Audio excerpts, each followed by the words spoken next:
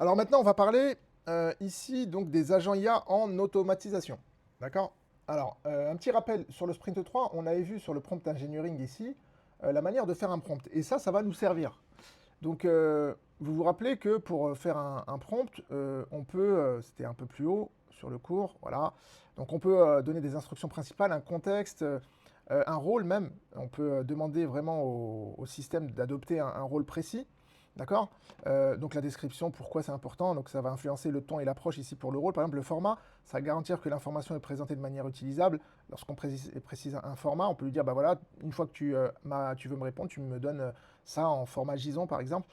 Donc tout ça, c'est une manière de prompter qui correspond au prompt scribe d'ailleurs, dans les multitudes techniques de prompt que j'ai présentées. Et ça, c'est important parce qu'on va donner à l'agent IA toutes ces indications-là. Donc ça, c'est le premier point. Donc là, il y a des explications, hein, contexte, instruction, etc. On peut même lui donner des étapes dans son travail, etc. Donc ceci étant dit, sur le sprint 4, donc sur les agents IA, ici,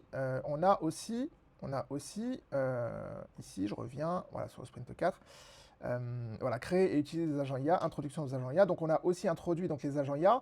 On va aussi rappeler qu'un agent IA, c'est quoi? C'est en fait un système qui va avoir un cerveau central, un système de mémoire, un orchestrateur, donc ça va être l'agent IA en lui-même. Il va être connecté à des outils donc ça, c'est pas systématique. Et donc il va être connecté à des outils, il va pouvoir nous donner un retour. D'accord? Un retour, donc il va pouvoir nous répondre. Alors donc il y a différents outils, comme on l'a vu ici dans le cours, AutoGPT, LangChain Agent, etc. Et la différence entre un assistant, un LLM et un agent IA, c'est que le LLM, il peut nous répondre, il peut nous donner de l'information, il peut générer de l'information, mais il ne peut pas agir. Avec ChatGPT, vous ne pouvez pas lui dire d'envoyer un mail. Alors qu'un agent IA, il va pouvoir, en fonction de certains arbitrages, effectuer des actions. Et c'est ça la grande différence, grâce aux éléments que j'ai cités au-dessus. Donc, une fois qu'on a vu ça, une fois qu'on a dit ça, et qu'on a découvert tous les agents IA, eh bien là, on va s'intéresser exclusivement à l'automatisation avec N8N pour ces outils-là. Donc, vous êtes sur cette vidéo-là que je suis en train de faire. Voilà, donc c'est parti. On va retrouver ici, dans les agents IA tels que c'est fait sur N8N, ici, regardez, quand je vais chercher un agent IA, on voit tout de suite que c'est un module. Donc c'est un module qui va me demander ici un cerveau, donc un modèle. Je vais avoir toute une panoplie ici de LLM. Je vais prendre OpenAI parce que j'ai déjà mes credentials. De la mémoire, donc je vais pouvoir prendre une mémoire simple. Ici, c'est pour se remémorer ici des messages qui ont été dits précédemment. Et je vais l'équiper ici d'une panoplie d'outils pour qu'ils puissent travailler. Voilà. Là, on voit que bah, les outils, si je prends Airtable par exemple, ça va lui permettre ici d'agir sur Airtable. Et on voit que bah, ce Airtable, vous voyez, il est rond ici. Alors que quand je vais le chercher ici, Airtable, on voit que ici, par exemple, si je veux faire get a record ou create a record, on voit que c'est un nœud classique qui est indépendant. Donc là, voilà, là, c'est vraiment un outil qui va être activé par l'agent IA, alors que là, c'est un nœud classique. Donc on a parlé de la différence entre l'assistant, le LLM et l'agent IA, mais entre les deux, il y a aussi l'automatisation. L'automatisation, on l'avait déjà vu.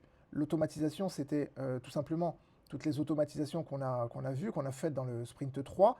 C'est un chaînage d'actions. Il n'y a pas d'arbitrage, il n'y a pas d'autonomie de la part de l'agent. On n'a pas d'agent d'ailleurs à proprement parler.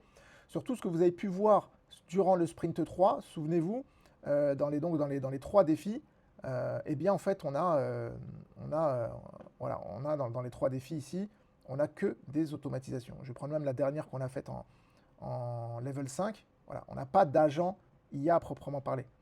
Et donc d'un côté les LLM qui nous répondent et génèrent du texte, les agents qui peuvent arbitrer et avec une certaine autonomie effectuer des actions, et entre les deux on a les automatisations comme on vient de le voir, où là en fait c'est une séquence d'actions qui sont pensées, mais on ne peut pas gérer les cas imprévus s'ils n'ont pas été pensés préalablement.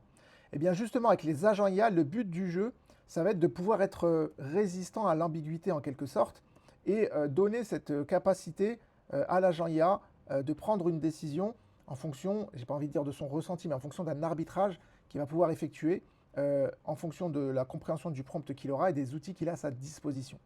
Donc voilà pour l'introduction aux agents IA. Et à partir de là, dans l'émission ici, l'idée, ça va être de réaliser donc Crescendo, voilà, ici, un certain nombre de missions où vous allez, au fur et à mesure, acquérir les compétences de la création des agents IA, level par level, étape par étape. Alors, on ne va pas se quitter sans un test, hein, sans un exemple. Alors, donc là, on a un agent IA. Ok, donc cet agent IA, il est en charge de prendre des rendez-vous en visio, simplement avec une indication, un prompt en fait. Donc là, on voit bien le prompt système. Donc là, on a le rôle. Si on veut compartimenter, on va voir ici le rôle. Et ici, on va voir ici l'objectif et les tools. Donc là, on va lui préciser en fait dans son objectif ce qu'il doit faire et surtout les outils qu'il a à sa disposition. En parlant d'outils, on a ici Tool, on voit les outils. Donc ici, il a Google Sheet, Google Calendar. Il a ici une mémoire et il a ici l'accès à son chat model. Sur le Google Sheet, en fait, c'est comme un Google Contact, on a en fait ici nom, prénom et des mails. Et ensuite, au niveau du Google Calendar, bah, ça va être tout simplement l'accès à l'agenda. Alors, ce qu'il faut voir et ce qui est génial, c'est que, en fait, donc ici, le calendar, donc sur la date de début et de fin, on voit qu'on ne va pas programmer ça. C'est justement l'IA, quand je parlais d'arbitrage, qui va le faire.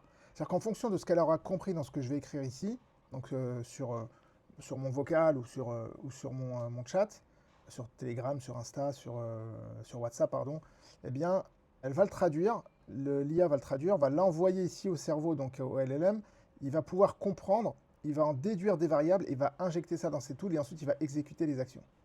Donc c'est parti, donc là on attend, donc là je vais simplement lui dire, peux-tu me programmer un rendez-vous avec François pour le 30 juin 2025 à 13 h? Voilà, donc j'envoie ça, hop, c'est parti. Donc on voit comment c'est traité ici. Voilà, donc on voit que ça passe sur la mémoire pour être stocké, c'est géré par le LLM.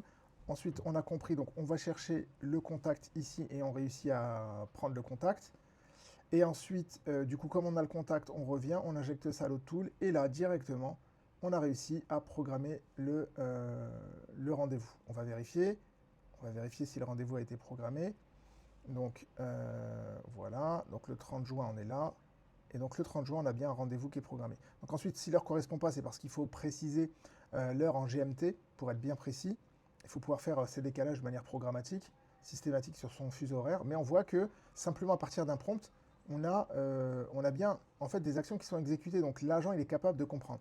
Ensuite, j'ai reçu un message. Donc le message qui est ici, je le reçois là, sur mon téléphone. Donc le rendez-vous avec François a été programmé pour le 30 juin 2025 à 13 h en visio. Voici les détails. Donc là, il m'a mis la confirmation, l'heure, le lien pour rejoindre la visio aussi, le lien pour rejoindre le rendez-vous. Et donc tout est nickel. Donc tout ça a été fait par l'agent IA. On voit qu'on n'est pas dans un schéma de workflow programmatique tel qu'on l'a vu dans le Sprint 3. On est sur autre chose. Voilà, on n'est pas sur un enchaînement de nœuds, comme on l'a vu, où ici, en fait, tout ne sera fait sera fait que ce qui a été programmé. Tout est déterministe. Si on oublie une étape, bah, du coup, on est sur un effet de bord, c'est-à-dire que ça ne sera pas traité, et donc il faut prévoir exactement ce qui va se produire. Alors que ici, on est sur une compréhension de l'indication qui a été faite par l'être humain, ici sur le point d'entrée. L'agent IA va la traduire.